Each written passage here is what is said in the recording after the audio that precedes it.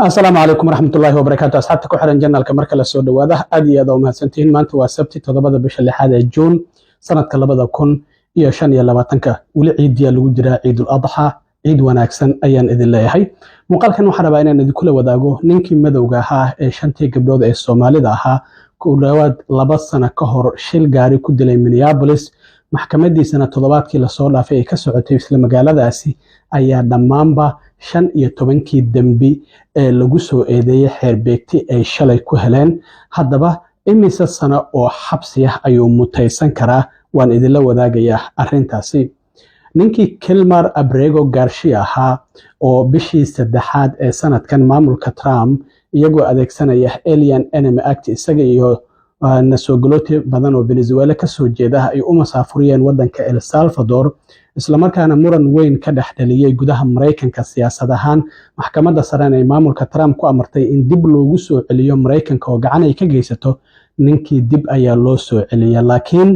waxa ay wasaaradda cadaaladdu ay ku soo oogtay dacwado la xiriira muqallasnimo oo maxkamad ayaa la saari doonaa arrimahaasina sidoo kale waan idinla wadaagayaa balse marka hore ninkii madowga ahaa ee shantii gabdhood ee Soomaalida ahayd shilka gaari ku dilay 16 bishii June ee sanadkii 2023 maxkamadiisana ay dhamaadkii bishii hore ka bilaabatay magaalada Minneapolis ayaa shalay xeerbeegti waxay ku heleen dhammaanba 15 dambi ee lagu soo eedeeyay Derek Thompson oo 29 jir ah waxa maxkamadiisa ay bilaabatay 29 bishii hore ee May waxaana ayna dacwadoogayaashu ay maxkamadda soo hor istaajiyeen marqaatiyaal fara badan oo isugu jira booliskii goobta yimid markuu shil ku dhacay iyadoo ninkan la soo qabtay oo gaariga uu shilka ku geystay SUV Cadillac oo madowga intuu ka baxay meel Taco Bell oo friisto iska dhigayba qof aanba gaariga isagu wadin laakiin markii dambe dad marqaatiyaal ay sheegeen oo qarinadiis waxay ku doodayeen inuu walaalkii gaariga waday laakiin walaalkii waxa uu marqaati fur sameeyay qamiistii oo yiri anigu gaarigu ma aan wadin gaariga markii airport ka soo baxnay meel baan istaagnay alaabaan isweydaarsanay oo koofidii uu watay Demarco ay kamid tahay oo Derek Thompson uu siiyay marka ninkan shilkaasi gaari in gaariga uu kaligii waday ayaa cadaatay oo ku socday xawaare ka badan xawaarihii loogu talagalay booliska ceersanaya kadibna Lake Street iyo Second Avenue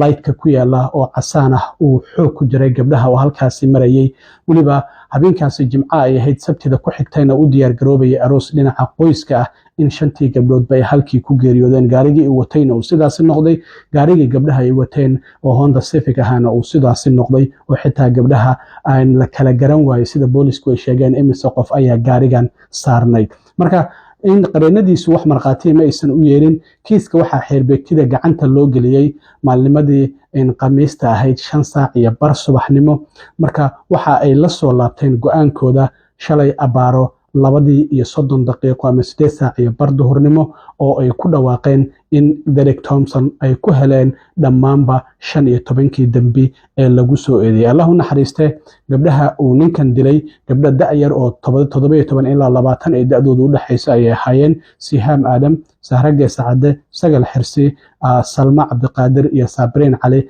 ayaa halkaasi ku geeriyooday waxaa jirtay sidoo kale bishii October sanadkii 2024 in xeerbeegti federaal ah ninkan ay ku heleen dambiye la xiriira daroogo iyo inuu hub watay isla markaana markii uu shilkaasi geysanayay oo dacwad gooniya oo federaal ay ahayd tan mid gobolka ay ahayd oo gobolka ayaa dacwadan ku soo oogay ninkan marka xeerbeegtidu waxa ay sheegeen in dambigaasi ay ku heleen ninkan waxaana garsoore Carolina Lamas ay sheegtay in la xukumi doono ninkan 24 bisha July ee 7 ee soo socota 4 saac oo subaxnimo in xukunkiisa uu dhici doono haddaba 15 dambi ee Derek Thompson lagu helay 10 kamid ah waxa yihiin dil heerkiisu yahay midka saddexaad oo halkii dambi oo kamidana waxa uu xambaarsan yahay 25 sano oo xabsi ah sida sharciga u yaala gobolka Minnesota marka 10 dambi oo midkiiba 25 yahay waxay noqonaysaa 250 sano sidoo kalena shanta dambi ee kale waxay kale yihiin dil uu ku geystay gaari waxana waa 5 dambi mid walibana waxa uu ximbaarsan yahay 10 sano marka halkaasina 50 sano ayay noqonaysaa. Marka 300 oo sano ayuu noqon karaa xukunka lagu xukumi karo, laakiin dacwadoogayaashu waxay soo jeedin doonaan inta sano oo ay doonayaan in ninkan lagu xukumo. Qareenadiisuna waxay dhihi doonaan ha laga yareeyo, kadibna garsooraha ayaa go'aan ka gaari doono inta sana uu ku xukumayo ninkan Derek Thompson, iyadoo weliba la fiirinayo ninkan dambiyada kale uu hore u geystay. Waxaa jirtay 6 bilood ka hor inta uusan shilkaasi gabdhahaasi 5 gabdhood ee Soomaalida uusan ku dilin, in California sidoo kale qof gaari uu ku dhuftay oo xabsi markaasi uu ka soo baxay, qofkaasina dhaawac halis uu soo gaaray. Marka dambiyadiisii hore ayaa la eegi doonaa. marka waxaa la xukumi doonaa 24 bisha July ee soo socota. Mid ka mid ah xeerbeegtidii dambiga ku heshay ninkan Derek Thompson oo magaciisa la yiraahdo Lucas Sandelius ayaa warbaahinta la hadlay markii ay dambiga ku heleen Derek Thompson, waxaana uu yiri ma u malaynaynin intan inay nagu qaadan karto. Arrinta muranka dhalisay xeerbeegtida gudaheeda waxa uu yiri gaarigan inuu waday iyo in kale, laakiin markii dambe go'aanka waxaan ku qaadanay oo dambiga aan uga helnay ninkan maxaa yeelay waa 6'5", isagu aad ayuu u dheer yahay, walaalkiina waa uu ka gaaban yahay. kursiga gaariga qofku markuu gaariga wadayo uu dheer yahayna waxa uu gadaal ayuu u sikiyaa kursiga si breega iyo sheelaraha uu u gaaro. Marka arrintaasi ayaa waxa ay noqotay inaan go'aan gaarno in Derek Thompson uu isagu gaariga waday. Sidoo kalena markii xoog dambiga lagu helay kadib Derek Thompson waxaa warbaahinta la hadlay xeer ilaalintii ama dacwadoogayaashii maxkamadda degmada Hennepin ama xafiiska dacwadoogaha ee degmada Hennepin, waalidiintii la dilay gabdhaha, waalidiintii dhalay gabdhihii dhintay. Waxaana ka mid ahayd waalidiinta halkaasi ka hadlay Faadumo Warsame oo iyadu dhashay Sahra Geesa Cadde, waxayna ay tiri dhammaanba 5tii hooyo ee gabdhahaasi dhashay iyo 5tii aababa goobta waa ay joogaan. Haddana waxaan dareemaynaa in culayskii garbaheena saarnaa uu ka degay. Xalay oo idil ma aanan seexanin ayay tiri, waa habeen hore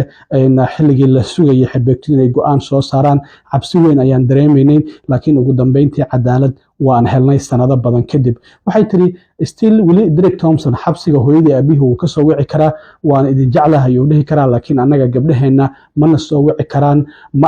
dib dambe uma arkayno qosolkoodii iyagoo guursanaya iyo weliba caruurtii ay dhaleen oo ayeeye iyo awow aanu nahay dib ma u arki doono. Marka waxay u mahadcelisay gobolka oo dacwadan ku soo oogay, dacwadoogayaashii, dhammaanba bulshada Minnesota oo garab istaagtay iyo qareenadooda dhammaanba waa ay u mahadcelisay. Marka ninka Derek Thompson ahaa xukunkiisa July 24 ayuu dhici doonaa. Wayna arki doonaa ma 300 oo sano kolay laguma xukumayo sida dambiyada lagu helay ay cadaynayaan, laakiin waxaa laga yaabaa 50 sano amaba ka badan inuu mutaysto oo xabsi ah. Waa arki doonaa sidoo kale inta sano ee lagu xukumo. garsooraha ayaa go'aankaasi qaadan doona. Ugu dambeyntii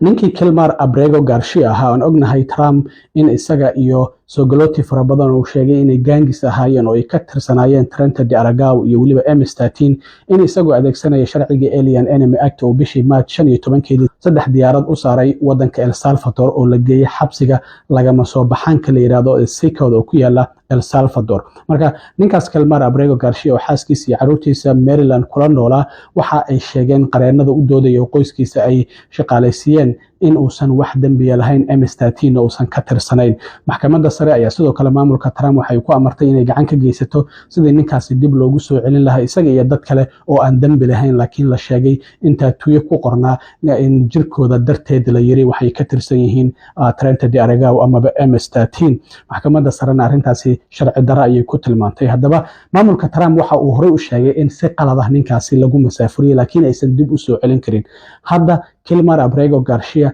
dib ayaa loogu soo celiyay Mareykanka. Dowladdu ma aysan sheegin xilliga dib loogu soo celiyay, laakiin wasaaradda cadaaladda wasiirkeeda Pam Bondi oo shalay shir jaraa'id qabatay ayaa waxay sheegtay ninkan in lagu soo oogay dambiye ay ka mid yihiin khiyaano ah, in waa dambiye federaal ah, in dad sharci darro ah Mareykanka uu sharci darro ku soo geliyay, iyo sidoo kalena in uu si sharci darro ah oo dad fara badan oo undocumented oo sharci la'aan ah oo gobollo kala duwan ee Mareykanka uu geyn jiray isagoo ka soo qaadaya gobolka Texas. Dadkaas waxayna inta badan ay ka yimaadeen bartamaha iyo koonfurta America, qaarkoodna M13 ayay ka tirsanayeen kooxaha gaangiska ee la yiraahdo. Marka wasiirka cadaaladda waxa ay sheegtay in ninkan muddo 9 sano ah uu 100 trip uu sameeyay oo kala duwan oo dad sharci darro ah ku soo qaadayay isagoo ka muqallasaynaya lacagna ka faa'iidayay daroogo, hub, waxaa dadkaasi ku jiray caruur iyo haween qaarkood xitaa uu isagu si xooga ku haystay mararka qaar haddii lacagta ay bixin waayaan afduub ahaana. waxay wasiirka cadaaladdu ay sheegtay in xeerbeegti federaal ah ninkan dembiga ay ku soo ogeen, waxaana la wareystay qaar ka mid ah dadkii howshaasi la waday oo xitaa waxa ay sheegeen in uu dilay hooyada mid ka mid a kooxaha emstadinka ee gaangiska oo iska soo horjeedeen. marka sidaasi ayaa hadda ninkan lagu soo eedeeyey. waxa uu isagu horey u sheegay in shaqaalaha dadka uu waday uu u kala gudbinayay goobo ay ka shaqaynayeen. waxaa la helay muuqaal sanadkii 2022 boolis gobolka Tennessee inay istaajiyeen isagoo 9 qof gaari ku wada, waxaana uu sheegay dadkan inuu shaqo u wado oo St. Louis, Missouri uu u socdo. marka ninkan hadda dambiyadaasi ayaa lagu soo eedeeyey. waxaa jirtay senatarka laga soo doorto gobolka Maryland Chris Van Hollen bishii Abriil inuu booqday El Salvador, sawirkana uu la kulmay Kelmer Abrego Garcia. qareenadiisuna waxay sidoo kale sheegeen in dambiyadan ay yihiin kuwa been abuura, islamarkaana ay doonayaan in maxkamadda ay ka doodaan ayna caddeeyaan ninkan in uusan wax dembiya lahayn. marka Trump sidoo kale shalay mar arrintan wax laga weydiiyey waxa uu yidhi waa ay wanaagsan tahay inay arkaan ninkan dambiyada uu horay Maraykanka uga galay, maxkamadna in lasoo taago cadaaladana la marsiiyo muhiim ayay aad u tahay. marka ninkan hadda dambiyadaasi ayaa lagu soo ogayay inuu muqallas ah muddo 9 sano ah, dad fara badan wadanka sharci darro uu kusoo geliyey, daroogo uu soo geliyey, iyo sidoo kalena dambiyadaasi ayaa lagu soo eedeeyay. wayna arki doonaa sidoo kalena waxyaabaha ka soo baxa. aad iyo aad u mahadsantiin asxaabta. intaan mar kale kulmi doono oo saaxiibkan cilmi waro idinla sida iyo nabad.